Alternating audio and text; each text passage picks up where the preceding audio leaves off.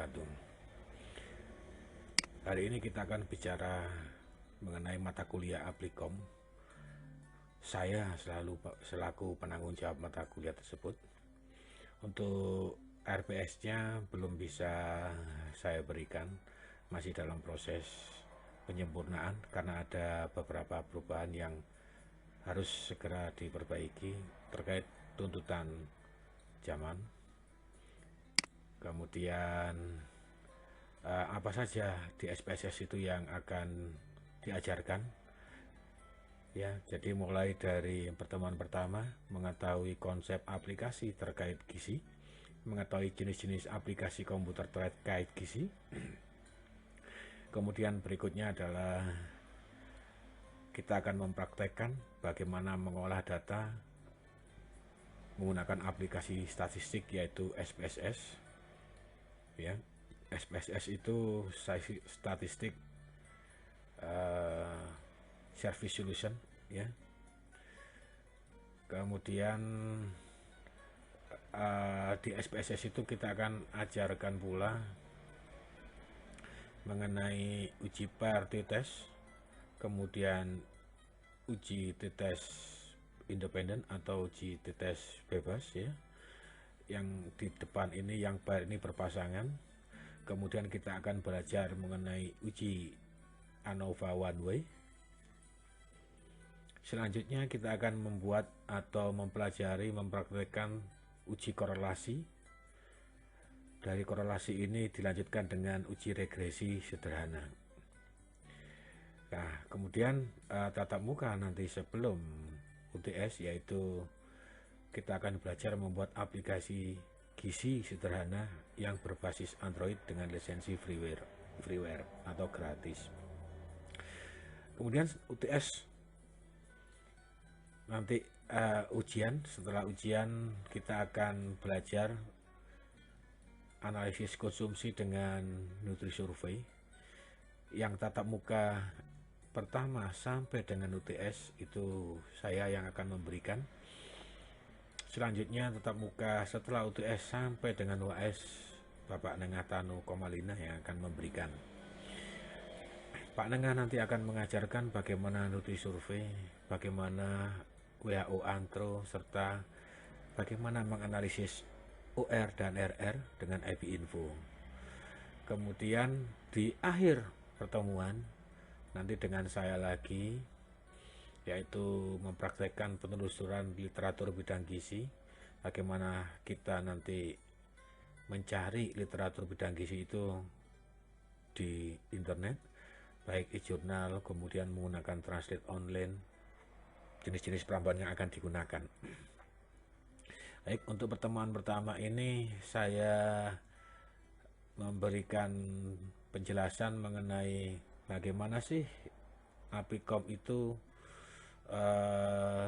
untuk bisa lulus mata kuliah ini. Yang pertama, ini masih proses, ya. Nanti ini ada tugas 20%. Tugas ini nanti akan dibagi-bagi lagi, akan saya berikan RPS yang sudah jadi, yang sudah fix. Kemudian ada praktek 30%. Prakteknya ini berarti nanti kita mempraktekkan dengan ujian UTS-nya saat itu dengan saya. Kemudian UAS nanti dengan Pak Nengah, tentu juga dengan ujian praktek juga. Yang perlu Anda ketahui bahwa aplikasi terkait gizi itu banyak ragamnya. Kalau di Android sekarang banyak sekali aplikasi itu, misalkan menghitung berat badan ideal menggunakan IMT. Ada lagi aplikasi tentang bagaimana menyusun atau menghitung jumlah zat gizi kalori. Sedangkan yang aplikasi terkait gizi yang kita ajarkan di sini tentu adalah selain SPSS yang nanti akan saya berikan contoh-contoh terkait bidang gizi, terkait penelitian baik itu karya tulis ilmiah maupun skripsi. Tentu relevan kalau saya memberikan contoh berupa contoh-contoh yang nanti Anda akan gunakan saat tugas akhir. Kemudian aplikasi-aplikasi yang terkait bidang gizi itu juga tadi sudah saya singgung, NutriSurvey, ada WHO Antro, kemudian ada IB Info. Ya, di sini 3 ini yang menjadi kunci, ditambah 4 dengan SPSS ini. Kunci apa Pak? Keberhasilan Anda nanti saat Anda sudah lulus, keluar atau menyandang gelar sebagai ahli gizi. Ini akan diperlukan kalau Anda akan bekerja di lapangan, ya. Apakah yang tidak bekerja di lapangan tidak perlu? Perlu juga. Saya yakin Anda tidak hanya mandek pada diploma 4 atau diploma 3 saja, tapi akan lanjut ke perkuliahan yang lebih atau jenjang yang lebih tinggi. Ini akan selalu digunakan, termasuk juga SPSS ini. SPSS itu nanti Anda pakai selama Anda masa kuliah, baik itu diploma 3, diploma 4, S1 maupun S2, bahkan S3. Anda akan memakai uji-uji SPSS.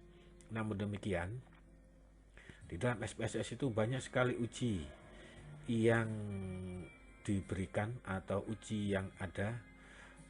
Kalau buku-buku tentang SPSS banyak sekali, ya. Kemudian semuanya diajarkan tidak. SPSS itu akan saya ajarkan yang kira-kira layak bagi Anda, yang kira-kira bisa Anda gunakan, bisa Anda pakai untuk tugas akhir Anda, baik karya tulis ilmiah maupun skripsi. Jadi pertemuan pertama dari saya hanya ini.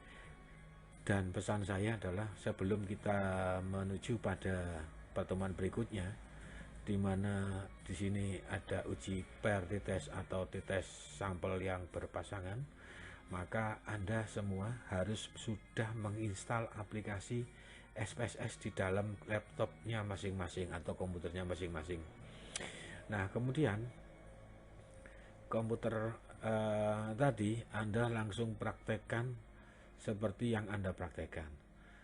Jika saya nanti ada waktu dan sanggup serta bisa, maka akan saya buatkan materi pembelajarannya berupa video, yang mana video tadi, video pembelajaran itu bisa Anda gunakan, bisa Anda ulang untuk mempelajari materi yang saya terangkan, dan mudah-mudahan dengan demikian Anda akan menjadi lebih mahir dalam mempraktekkan SPSS dalam mata kuliah Aplikom ini.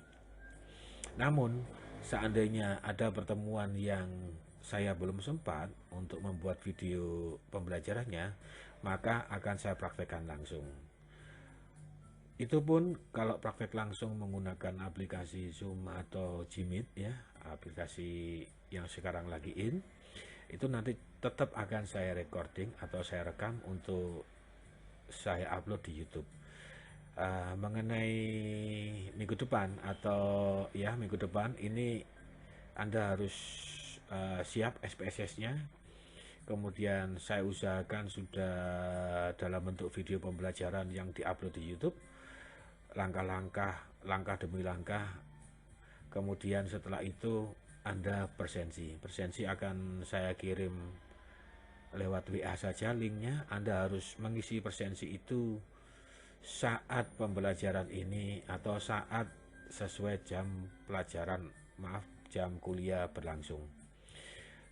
Nanti di luar jam itu, maka kemungkinan Anda dianggap tidak hadir. Kemudian presensi yang berikutnya berupa subscribe. Dari subscribe itu saya bisa tahu, saya bisa lihat berapa jumlah mahasiswa yang hadir saat itu, yang mensubscribe, jam berapa dia akan mensubscribe. Sehingga dari situ ada 2 presensi. Yang pertama presensi yang kami kirim melalui Google Form. Kemudian presensi yang kedua sifatnya berupa subscribe. Saya rasa itu saja dari saya. Kita ketemu lagi minggu depan pada mata kuliah Aplikom. Terima kasih, selamat malam. Wassalamualaikum warahmatullahi wabarakatuh.